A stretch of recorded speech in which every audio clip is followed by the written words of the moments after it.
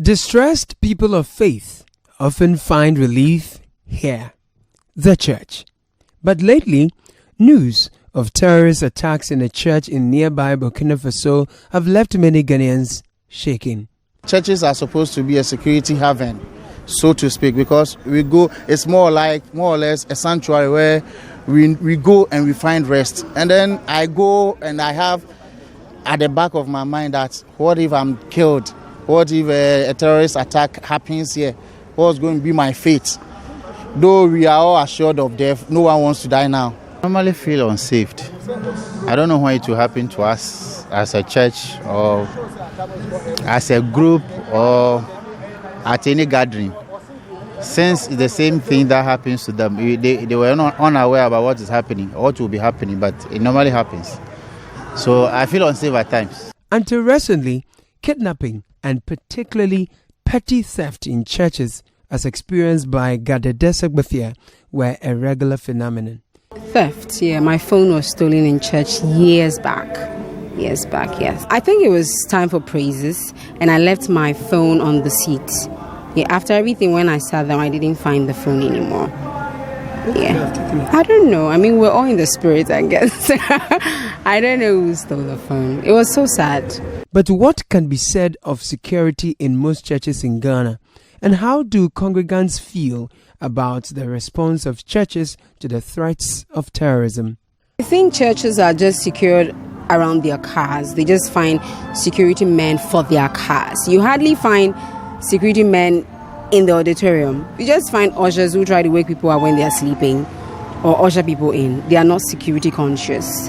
The church is more like a family, like I said, and it seems we know each other. So we don't know metal detectors as of now, no scanning, nothing. We just walk in and walk out, normal church.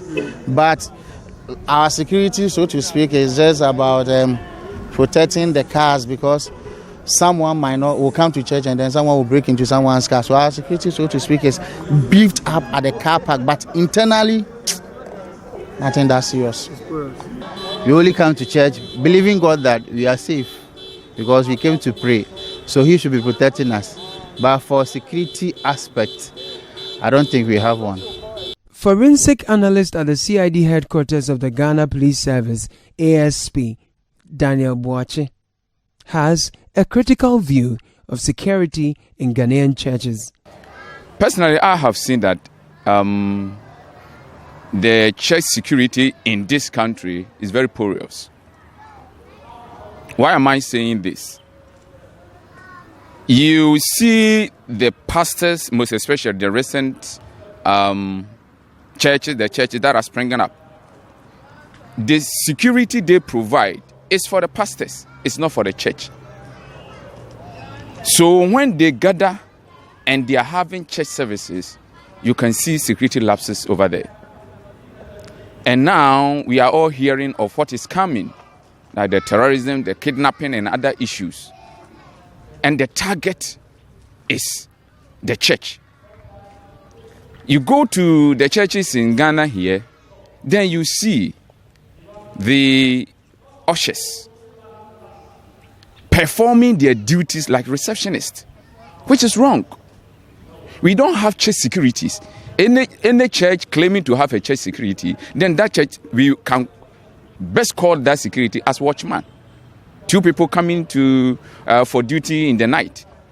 But when we gather and then there is a church service going on, for me there's nothing like a church security, because you only see ushers, and these ushers, they only smile at those who are coming, the first comers, and they sit them down, and then their posture and everything shows that they are receptionists.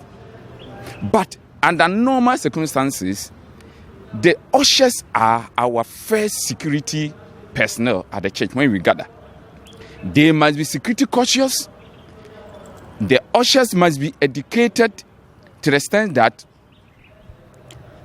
they must be able to know every member of this congregation. Even when they are in their thousands? The thousands, then you need not to be an usher.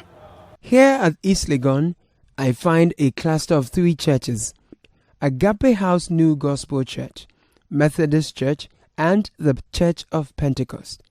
At Agape, Men in reflector vests prevented me from filming even outside of the premises for security reasons. Later, the head of Dickens, who happens to be the security chief, informed me to book an appointment with the administrator for an interview with the head pastor. But next door was the Methodist Church, where Very Reverend Sechiapia is the resident minister. With his permission, we were allowed in. Coincidentally, a team of armed police officers from the counter-terrorism unit of the Ghana Police Service had come to discuss security with him. I spoke to Very Reverend Sechiapia after the meeting. Senior minister here, what would you say is the state of security you have here? Is it one that you have absolute confidence in? Not as yet. We are not there. There is always room for improvement. You will see that our premises are tight. I mean, we have tried to secure. We have a security post there. We have the entrance, the main entrance, and the exit there. We are in the process of installing a CCTV coverage over here so that we'll be able to properly monitor things that happen within and outside our premises. We are also in the process of hiring a professional security group that will give us comfort, in respect of security. Comfort and confidence, let me put it that way. Right. How are you able to, when all that is done, how are you able to screen the people who come in? Because yes, you may have professionals, but then this is also a church. It can't turn people away. They're coming to Christ. So how do you balance the two? It is going to be a difficult task, but it is not unsurmountable. We should be able to do that. First of all, I recognize that this is a spiritual entity. We believe in the grace of God and we believe in the giftings of the Holy Spirit.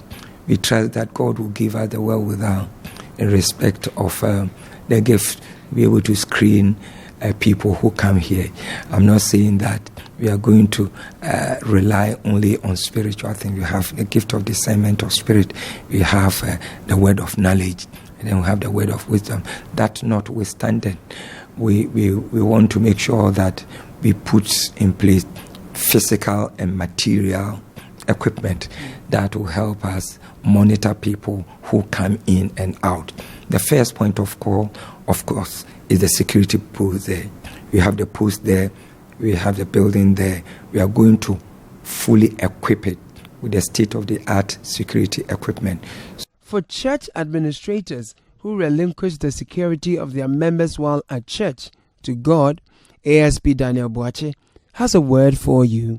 We need to develop church security away from the system of watchman system and others, but have church security.